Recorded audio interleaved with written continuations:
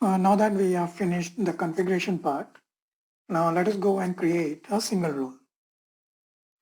So in order to create the single role, we need to go to the access control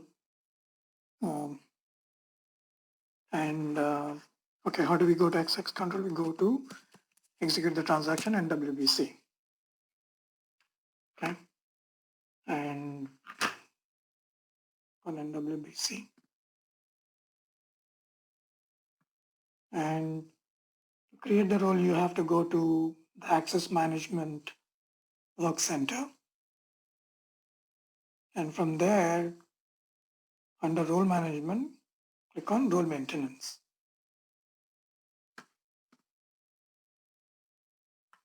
Now here you have the list. Once you start creating the roles through PRM, you start this, and this place is going to start getting populated. Okay, so to create a role, click on the create button and pick the type of role you want to create. So we're going to create a single role.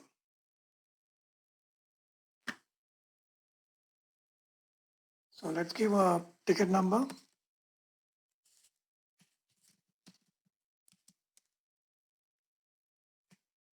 Let's say we want to create a finance role, right? And let's say some description that you want to give for the ticket. So what we are doing, right? Creating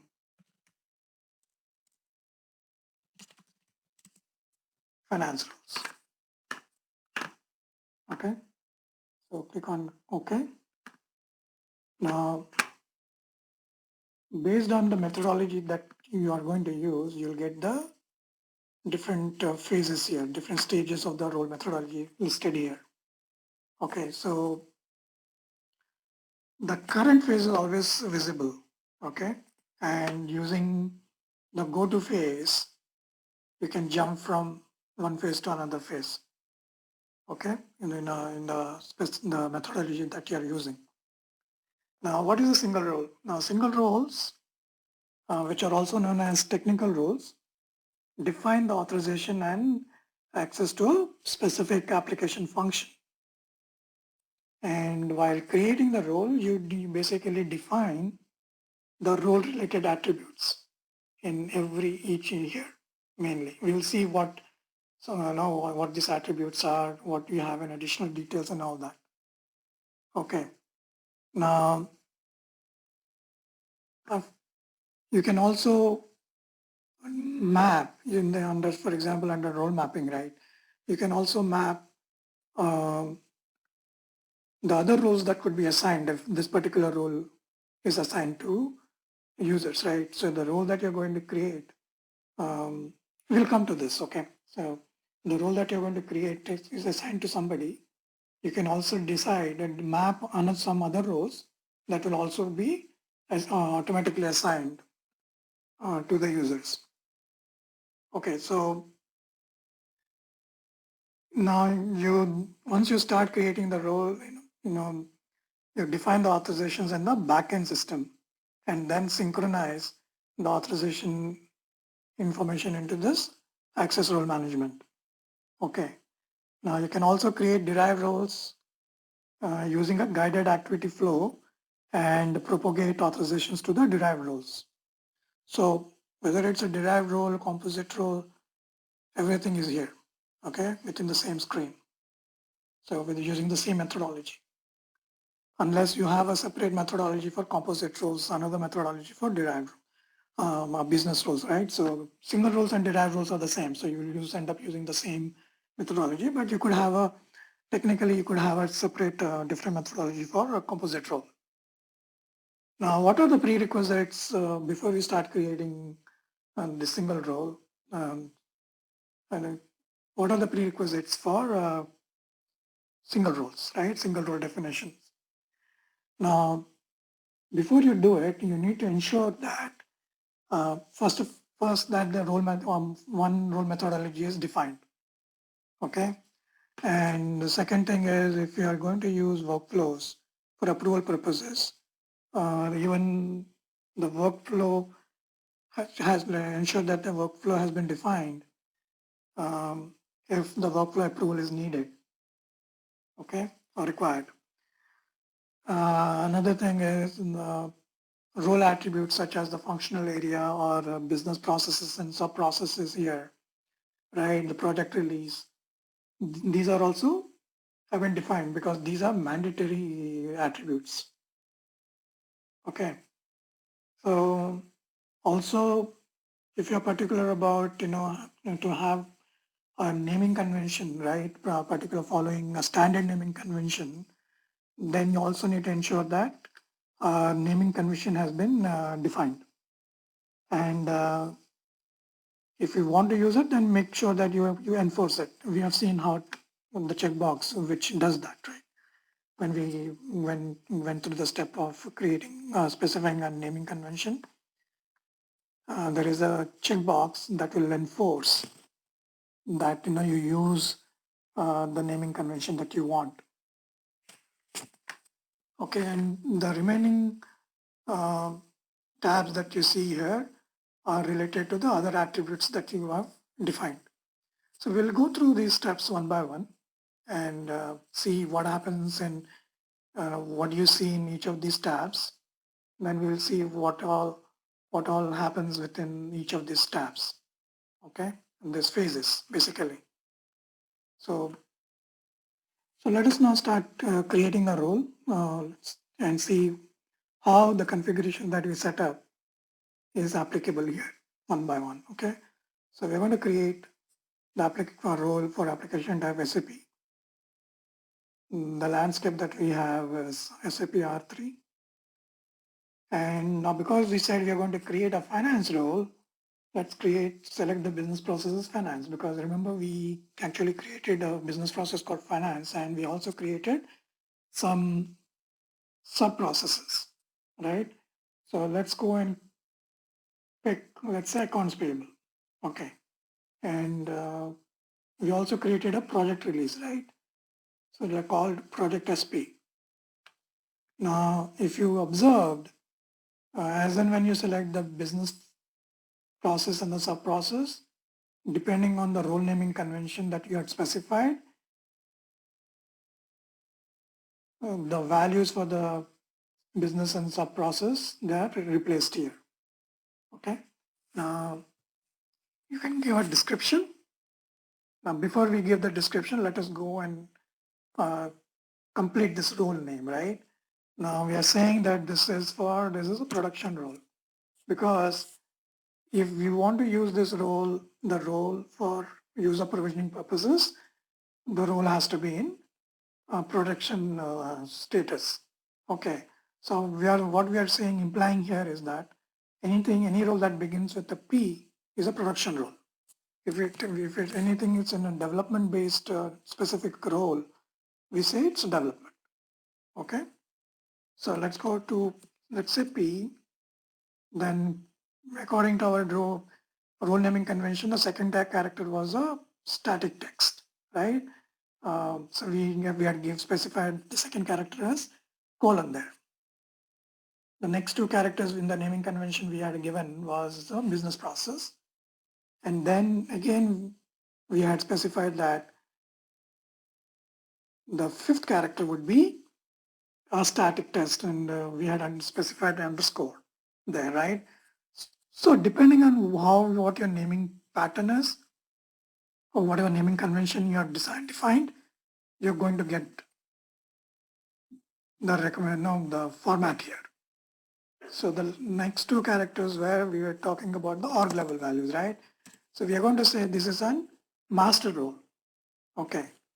And then we're going to say a free text saying accounts payable, let's say manager, something like that, right? Any meaningful name for the role, right? Now, give a description for the role.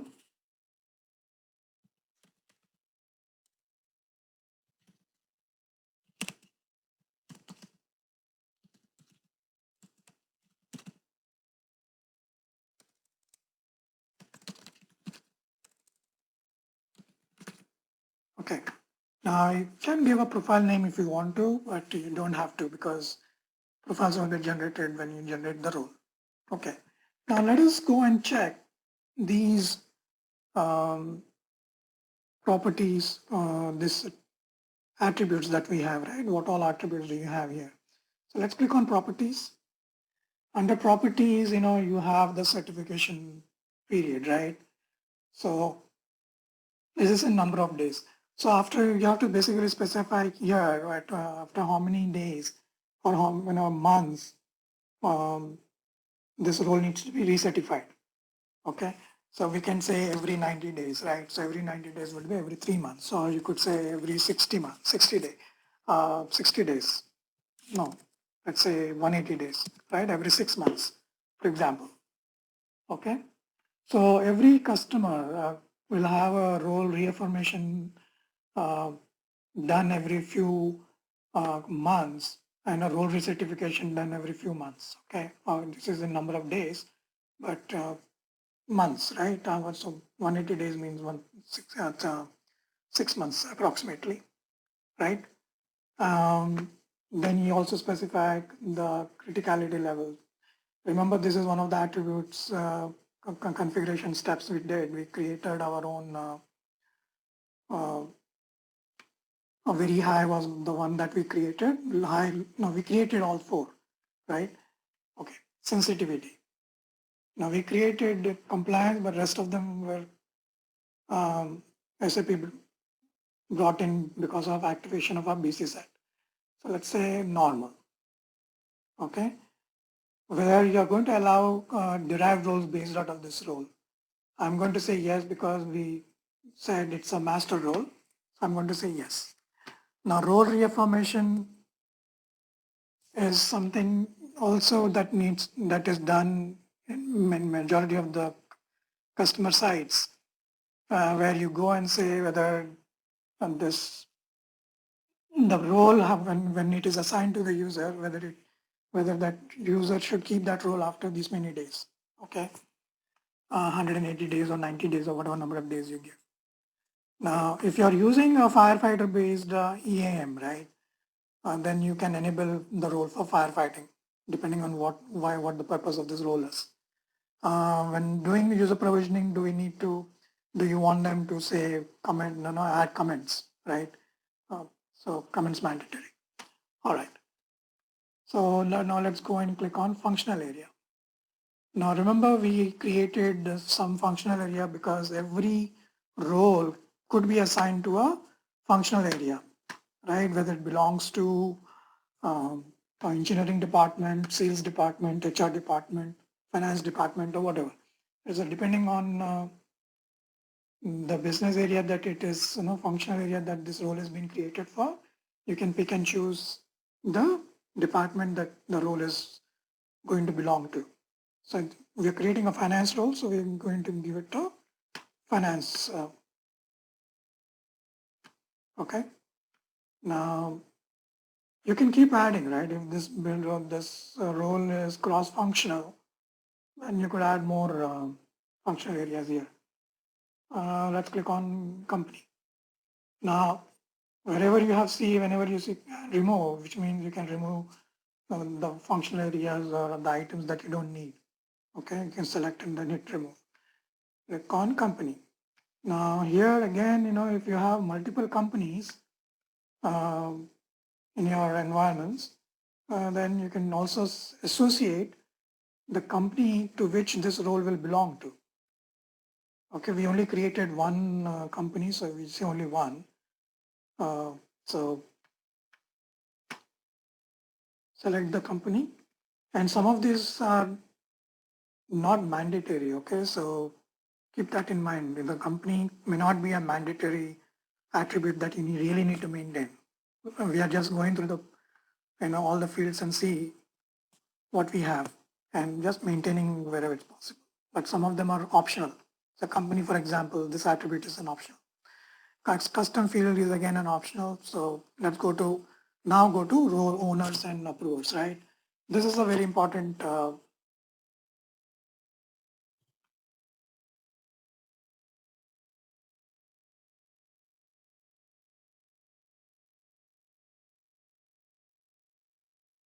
of so what you need to do is, we just saw that, when we came to this tab, you didn't have anything, these buttons were disabled. So you need to save, okay, every time you, go through any of these tabs, or when you go through any of these phases, we hit save button, okay? So when I hit the save button, this button showed up. Now let us go and add the owners, okay? So here you have two things. You can assign the primary approver, and you can also assign the alternate approver and what they're allowed to approve. Okay, so let's go and add and pick up the owner ID, right? So if you know who the owners are, you can pick the owner ID. So because we are creating this as a finance role, we save FI owner. Okay. Now let's say you want somebody else to be the alternate owner. If this person does not respond in time, for approving the role, we can go and say alternate. We can assign an alternate owner also. And what are these people can able to approve? We can say assign for assignment and for role content. Okay, so if you want to modify a role, these people can approve whatever you want to add or remove from the role. Okay, and assignment approver is if whenever this role is used to be is identified to be assigned to users, these people need to approve it. That's what you're specifying here. So you can specify the owner, the primary owner, and then the alternate owner. And then at what point should the approval go to alternate owner? Depends on how your MSMP workflow is configured. Okay. All right. So let's save again. Let's go to prerequisites. Now what we are doing right now is basically going through the different attributes, okay, and seeing how each of those attributes that we configured, how are they related, or how are they attached, assigned to roles. Okay, so click on add. Now many places sometimes, for some certain types of, jobs, you'll need to have some, prerequisites, users will need to go through some training. Okay, so this is a place where if you have defined, we didn't define anything, so that's why you're not getting anything, but you can basically assign the prerequisites for assigning this role. Okay, and let's save again. And the last step under role definition is role mapping. Now, if you want any other role, when this role is assigned to people, users, if you want any other role to be assigned along with this, okay, you can specify the source system and the target system, the role names here. Okay, so we are not doing that either. And then for these role assignments too, you can specify whether you want to have the role owners that you specified here, owners and approvers, should also be the role owners for these additional roles. All right, so let's go to additional details now. Let's see what you have here. Here you can give a detailed description of for the role.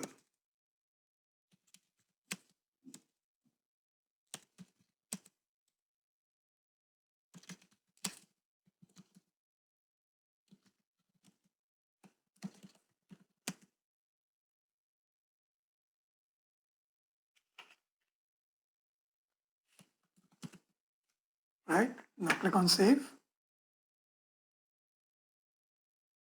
Go to provisioning. Now here you can specify in which system should this be provisioned, okay? And what is the role status, right? So the role status is important here. So the role status should always be production. If you want to use this role as part of your user provisioning process using access request management. Okay, if you don't set it to production or in ARM for user provisioning, this role will not be visible. Okay, so let us set this as production and save. Okay, now let's go to various roles. Okay, go to assigned users. Now we don't have any users assigned to it. Attachments is the place where, when if you do testing or if you have any documents that need to be associated or related to this role. So for example, the role requirement document, for example, or the email for which, from the person who approved this role to be created or modified. You can attach all that attachments here, okay? Change history. And so here, if you see, what every single change that you're making to the role is logged here, okay? So you can see I started creating and then assigned the business process certification days, the company critical level and whatnot. Okay, all of these we assign, right? While in the defined role state section, right? Now PFCG change history, we haven't done anything yet. So we are going to see this. And then if you see here, you'll have the ticket number that we entered while creating the role. Okay, now save.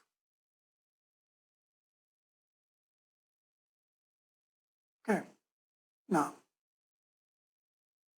so let's go back to define. And now to go to the next stage, click on save and continue. Okay, now the role can be built in two ways, okay? One is adding and deleting a function. Now this is a function that you have seen in access risk analysis tool, okay? So we can create using roles which is based out of business functions.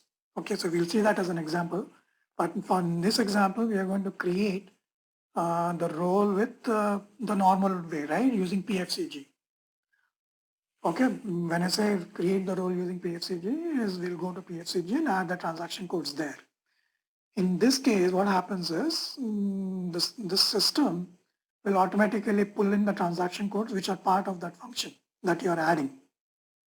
Okay, so let's click on maintain authorization data. And now what happens is it is going to open a new session, PFCG session, which means you have to log in to the backend system in which you're going to create the role. So we're going to open, say allow. Okay, and now you'll prompt you to enter the user ID and password of your backend system. Okay, so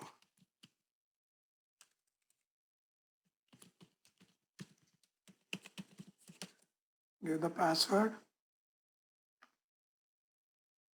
or maybe the password was wrong. Let's go and try again.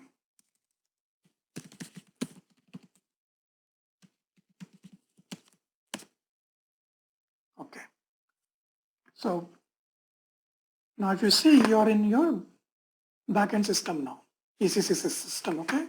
And you're automatically opening the role, right? It's already opening the role for you. And then you can go to the menu tab, and then from this point on, it's like creating on the way you normally do.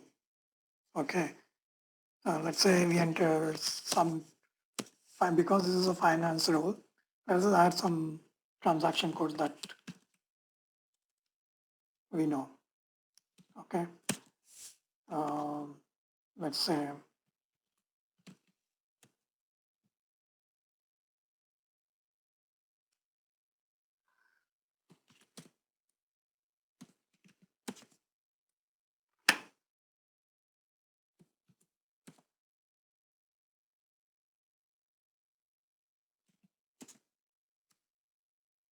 Okay, so let's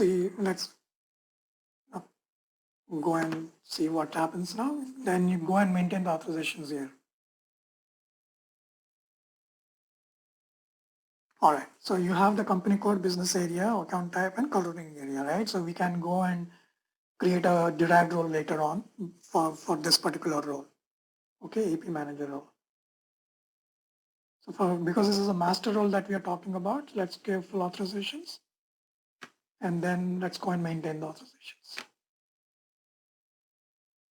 Okay, now you have a choice here. Okay, you can generate the role if you want to, or you can go back to your access control, the work center, and then generate the role from there. So let's go and generate the role from the work center. Okay, so now you save the role,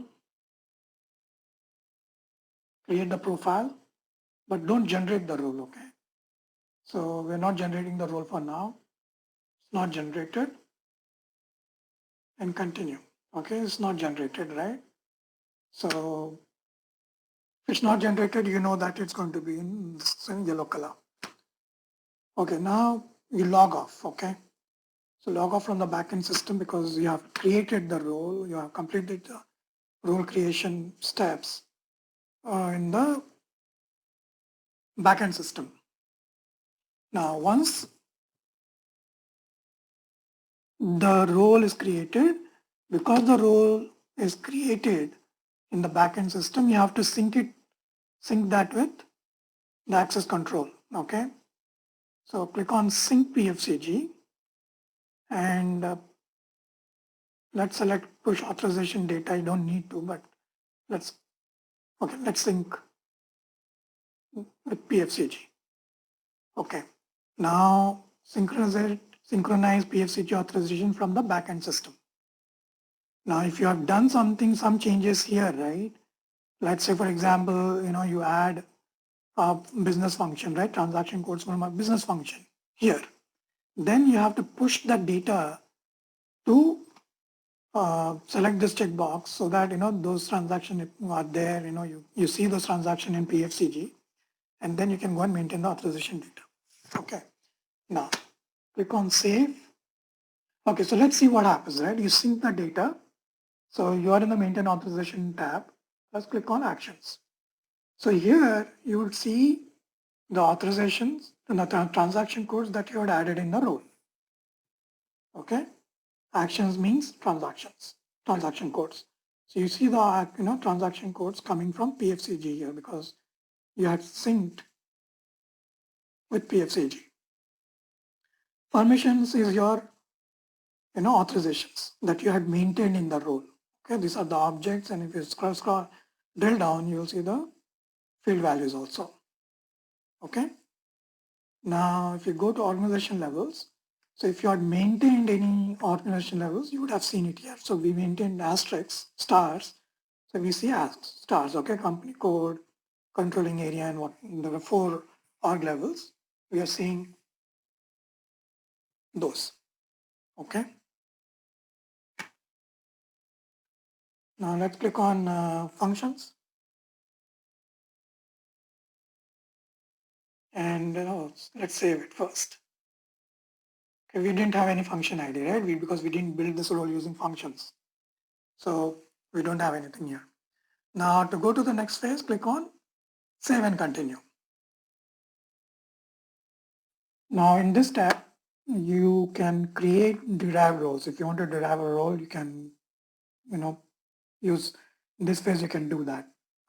Because this is a master role, we are not going to create a derived role right now. So in that case, to skip this stage phase, click on save and continue. Now, in this phase, you basically perform your risk analysis. Okay, so what is the rule set? We're going to use the global rule set. Okay, so in order to do this, we need to make you need to make sure your ARA module, ARA tool is implemented. okay, with all the rule sets that you want. Okay, I'm going to select action level, permission level, critical action, critical permission, depending on how your ARA is configured. And I'm just using the global one because we are using SAP's default rule set. Okay, and then we are using our connection that we have.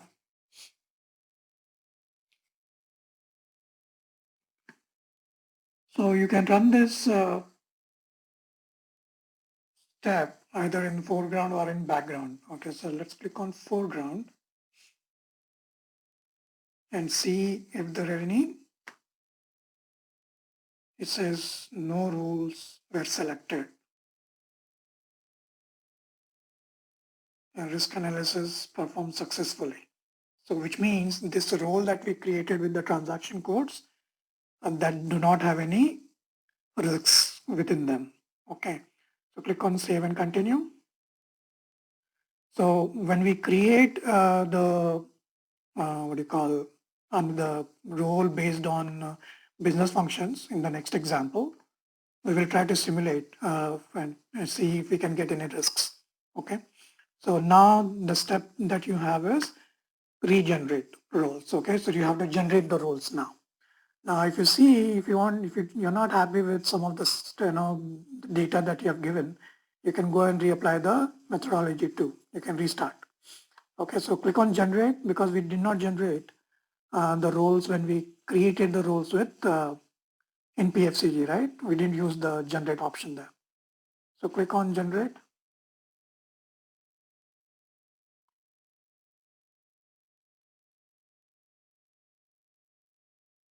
Okay, now if you have the derived roles, you can use the derived roles. Click on next. If you want to generate the role in foreground or background, if you choose background, then you have to give the RFC connections password here. Okay, so let's say foreground. Next. Oh, you have to still give a password. Okay, which was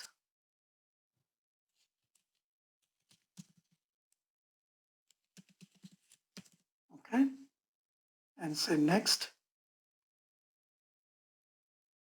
You need a rerun. Here also you can rerun the risk analysis if you want, right? And then say submit.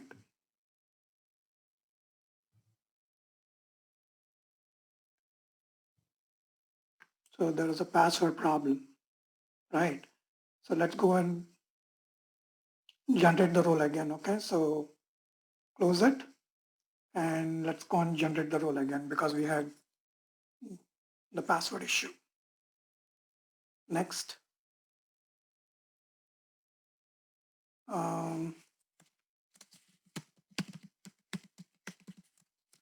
Give the password and say next. So risk analysis again, right? So if you had any risks, right, you still need to know what you could do with it. And it will give you all the details that you need here, and then you can also mitigate the risk from here. Okay. So right now we don't have any risks in this role. So we go and submit. Okay. And role generation, number of roles generated 1, and the role name, role that was generated in which system, and what was the role type. Okay, now let us go and log into the backend system and see if this role was generated or not. Okay.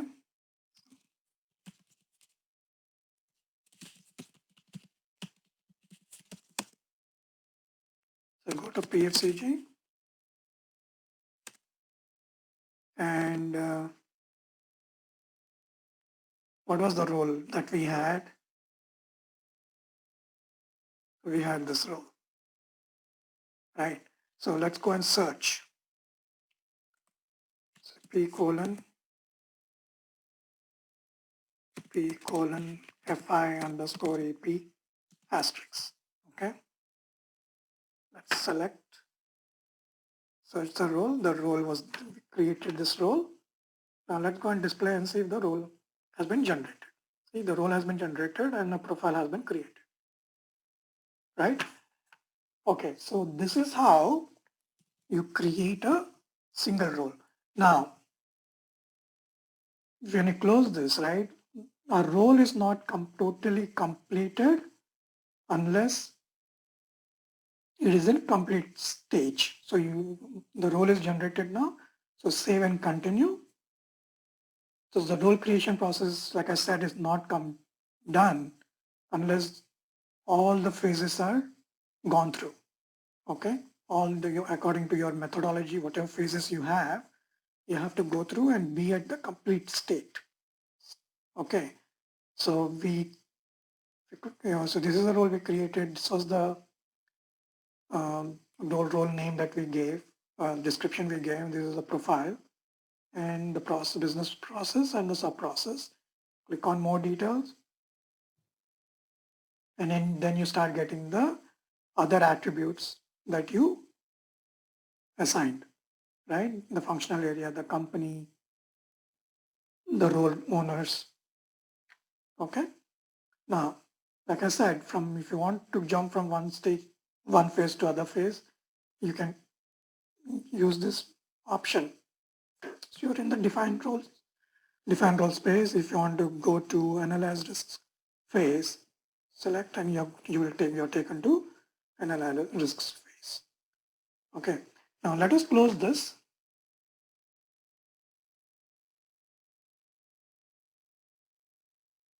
And go back to our center. And here you will see now you have one role here. Okay. And it is completed. So the role current phase here should always be complete. Okay, otherwise this role will not be available for you to for user provisioning in ARM. Okay. Now who updated it? You can see all this information here. Business process, sub process. When it was last updated and by whom. All right. So in the next example, we are going to, let's create another single role with the use of business functions. Okay. All right. So let's see that now.